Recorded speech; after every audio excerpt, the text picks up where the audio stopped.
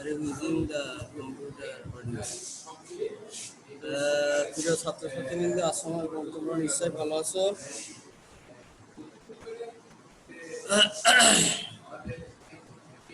তোমাদের আমি একটু তোমাদের সঙ্গে অনেকদিন দেখা হয়নি।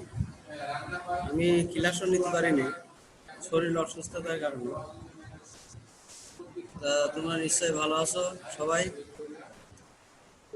আমি হচ্ছে এই সেকেন্ড পেপারে দ্বিতীয় পত্রের রসায়ন দ্বিতীয় পত্রের তড়িৎ রসায়ন একটু তোমাদের পড়াবো।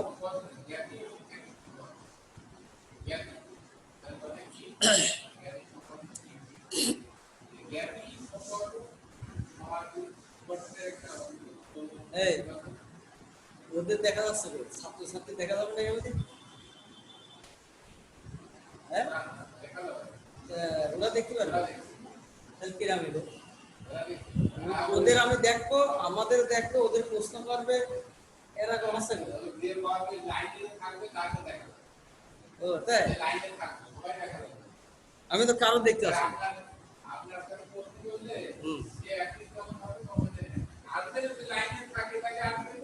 ও লাইনে থাকলে দেখা যাবে, তাই তো? ওদের আমি দেখতে পারবো। হ্যাঁ, ও আমি তো একজনের দেখছি।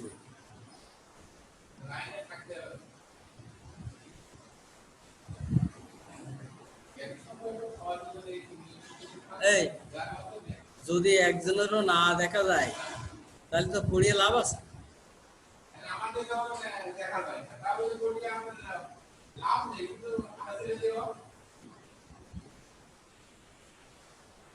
ছয় নয় 2020। আচ্ছা, এখানে তারিখ লিখতে হবে না? তারিখ তারিখ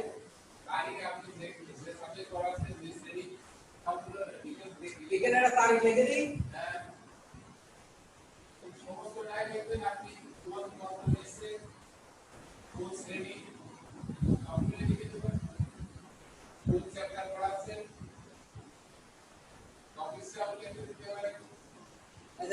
চতুর্থ কি বিষয় পড়া সেটাও দেখতে হবে।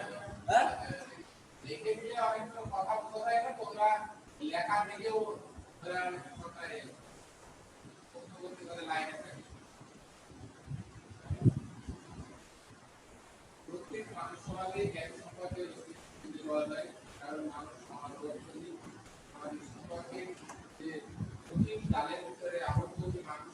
তড়িৎ রসায়ন তড়িৎ হচ্ছে বিদ্যুৎ। তড়িৎ হচ্ছে বিদ্যুৎ বা তড়িৎ কি? কোন পরিবাহীর মধ্য দিয়ে ইলেকট্রনের প্রবাহই হচ্ছে বিদ্যুৎ বা তড়িৎ। তড়িৎ আমি আগেই বলেছি, কোন পরিবাহীর মধ্য দিয়ে প্রবাহিত ইলেকট্রনের প্রবাহই হচ্ছে তড়িৎ বা বিদ্যুৎ। এখন তড়িৎ রসায়ন সম্পর্কে পড়াতে হলে প্রথমে এর পরিবাহী সম্পর্কে আগে জানতে হবে।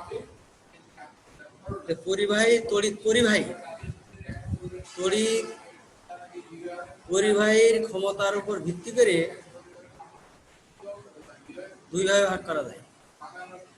এক হচ্ছে সুপরিবাহী বা পরিবাহী, আর একটা বিদ্যুৎ তড়িৎ পরিবাহী, আর একটা হচ্ছে তড়িৎ অপরিবাহী।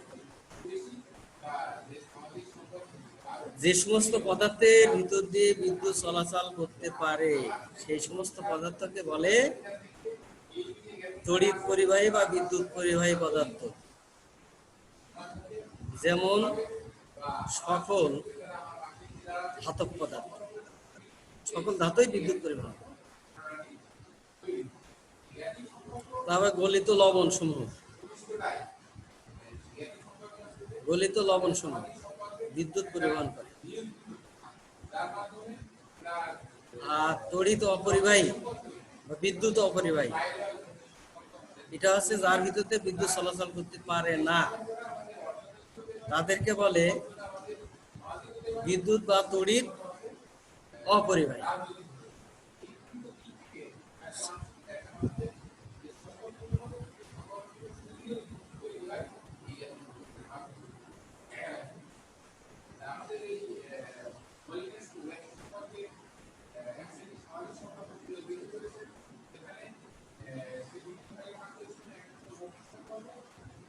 আচ্ছা,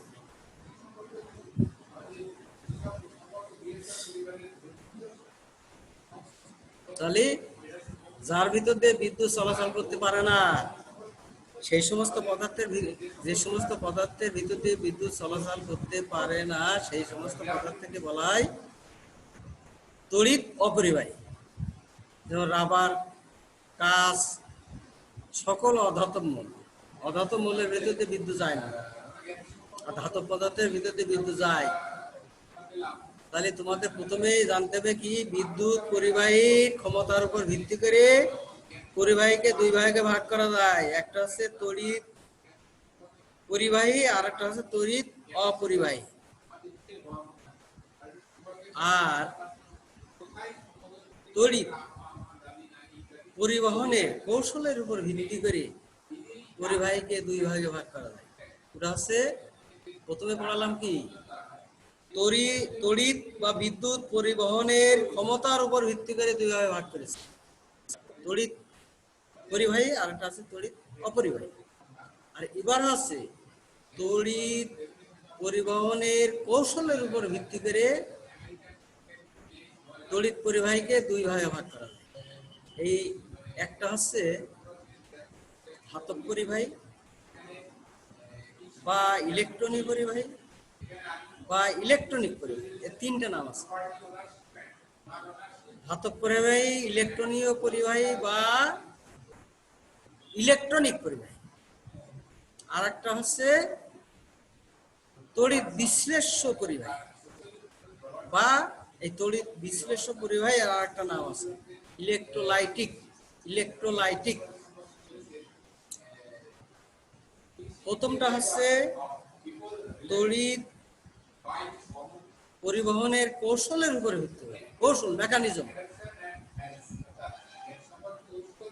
এরপরে ভিত্তি করে পরিবাহীকে দুই ভাগে ভাগ করা যায়। এক নম্বর হচ্ছে ধাতব পরিবাহী বা ইলেকট্রনিক পরিবাহী বা ইলেকট্রনিক পরিবাহী, আর দ্বিতীয়টা হচ্ছে তড়িৎ বিশ্লেষ্য পরিবাহী বা ইলেকট্রোলাইটিক পরিবাহী। যে সমস্ত পদার্থের ভিতর দিয়ে বিদ্যুৎ যাবে কিন্তু রাসায়নিক পরিবর্তন হবে না, যে সমস্ত পদার্থের ভিতর দিয়ে বিদ্যুৎ যাবে কিন্তু ওই পদার্থের রাসায়নিক পরিবর্তন হবে না, সেই সমস্ত পদার্থই হলো ধাতব পরিবাহী বা ইলেকট্রনিক পরিবাহী বা ইলেকট্রনিক পরিবাহী। এই ধাতব পরিবাহী, ইলেকট্রনিক পরিবাহী বা ইলেকট্রনিক পরিবাহী এই ক্ষেত্রে হচ্ছে যেমন কারেন্টের তার, এখানে ইলেকট্রন বিদ্যুৎ পরিবহনের সহায়তা করে, এখানে ইলেকট্রন বিদ্যুৎ পরিবহন।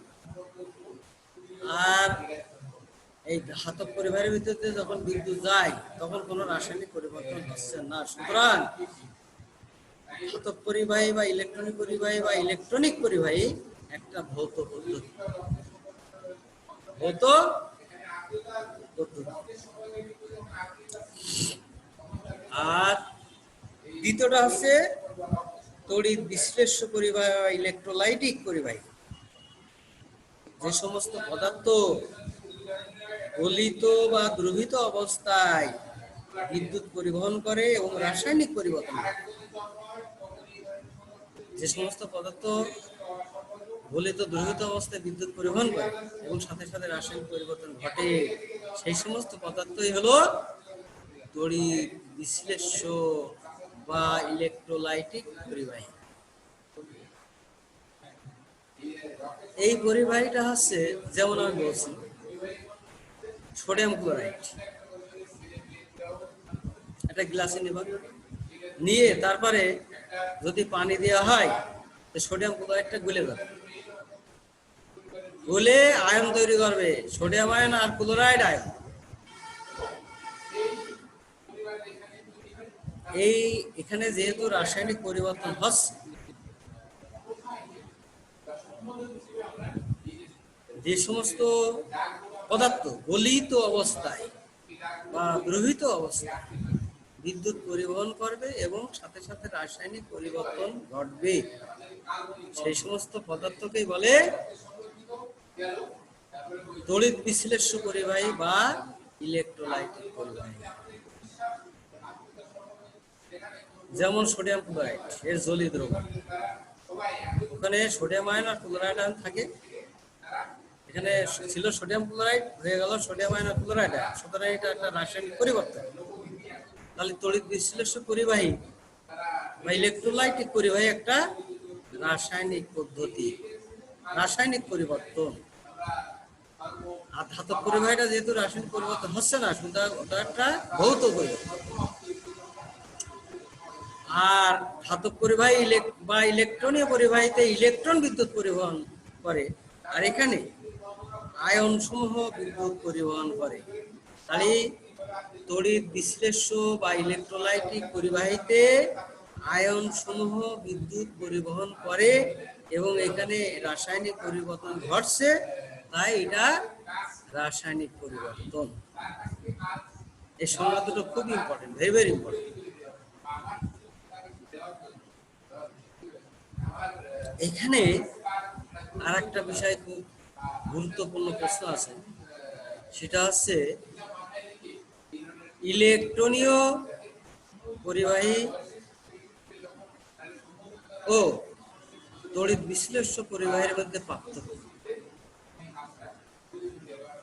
বা ধাতব পরিবাহী ও ইলেকট্রোলাইটিক পরিবাহীর ভিতরে পার্থক্য গুলি লিখো। এরকম ধরনের কোশ্চেন হতে পারে।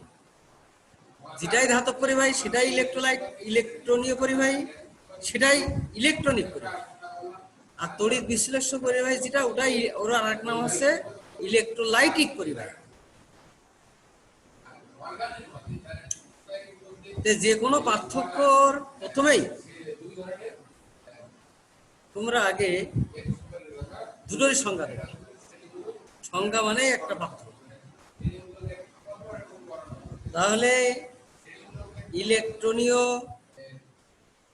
বা ইলেকট্রনিক বা ধাতব পরিবাহী ও তড়িৎ বিশ্লেষ্য বা ইলেকট্রোলাইটিক পরিবাহীর মধ্যে পার্থক্যগুলি কি কি, বা লিখো। এরকম ধরনের প্রশ্ন আসতে পারে। প্রথমে তোমরা 1 নম্বর সংজ্ঞা দেবে দুটোর। তাহলে সংজ্ঞা আমি আগেই পড়াইছি, যে সমস্ত পদার্থের মধ্য দিয়ে বিদ্যুৎ চলাচল করতে পারে কিন্তু রাসায়নিক পরিবর্তন হয় না, সেই সমস্ত পদার্থকে বলে ধাতব পরিবাহী বা ইলেকট্রনিক পরিবাহী বা ইলেকট্রনিক পরিবাহী। আর যে সমস্ত পদার্থ গলিত ও দ্রবীভূত অবস্থায় বিদ্যুৎ পরিবহন করে এবং সাথে সাথে রাসায়নিক পরিবর্তন ঘটে, সেই সমস্ত পদার্থকে বলে তড়িৎ বিশ্লেষ্য পরিবাহী বা ইলেকট্রোলাইটিক পরিবাহী। এই সংজ্ঞা একটা সিলেবাস আমি পড়াইছি। 2 নম্বর হচ্ছে ধাতব পরিবাহী বা ইলেকট্রনিক পরিবাহীতে আমি বলেছি যে ইলেকট্রন বিদ্যুৎ পরিবহন করে। এইটা 2 নম্বরে পার্থক্য দিবা, যে ধাতব পরিবাহী বা ইলেকট্রনিক পরিবাহী বা ইলেকট্রনিক পরিবাহীর ক্ষেত্রে ইলেকট্রন বিদ্যুৎ পরিবহন, আর তড়িৎ বিশ্লেষ্য পরিবাহীতে আয়ন সমূহ বিদ্যুৎ পরিবহন করে। আর 3 নম্বর আমি বলেছি যে ইলেকট্রনীয় পরিবাহীতে কোনো রাসায়নিক পরিবর্তন হয় না, এটা একটা ভৌত পরিবর্তন, বা ভৌত পদ্ধতি। আর তড়িৎ বিশ্লেষ্য পরিবাহীতে রাসায়নিক পরিবর্তন হয়, সুতরাং এটা রাসায়নিক পদ্ধতি।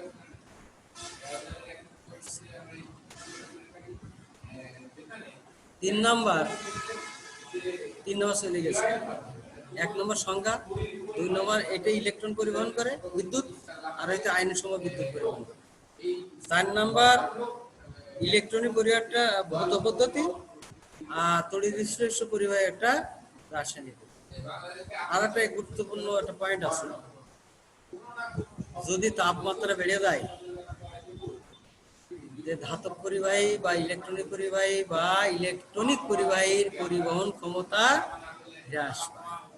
যেমন কারেন্টের লাইনে যদি যেদিন প্রচন্ড গরম পড়ে সেদিন দেখবা লোডশেডিং হয়। কারণ হচ্ছে প্রচন্ড তাপমাত্রা বেড়ে গেলে ওর ভিতরতে বিদ্যুৎ যাওয়ার সময় বিদ্যুৎ বাধাগ্রস্ত, তাদের তাপমাত্রা বিদ্যুৎকে চলাচলে বাধাগ্রস্ত। তাহলে একটা পয়েন্ট কি আসছে যে তাপমাত্রা বৃদ্ধি পেলে ধাতব পরিবাহীর বা ইলেকট্রনীয় পরিবাহীর বা ইলেকট্রনিক পরিবাহীর পরিবহন ক্ষমতা, বিদ্যুৎ পরিবহন ক্ষমতা হ্রাস পায়। আর তাপমাত্রা বৃদ্ধি পেলে তড়িৎ বিশ্লেষ্য বা ইলেকট্রোলাইটিক পরিবাহীর পরিবহন ক্ষমতা বৃদ্ধি পায়।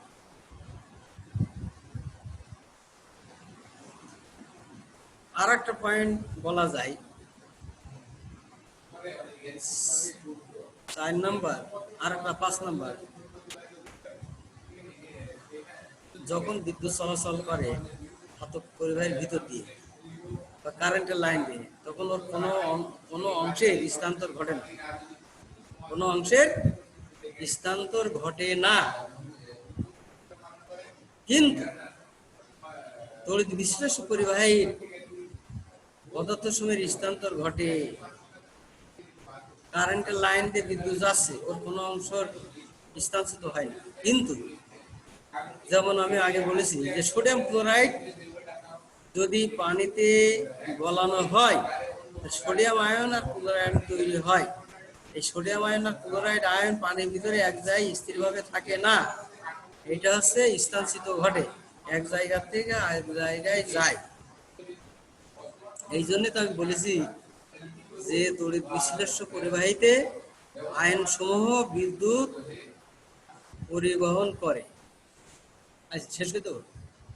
আচ্ছা এর ভিতরে কোনো ছেলেমেয়ের তো দেখা যাচ্ছে না।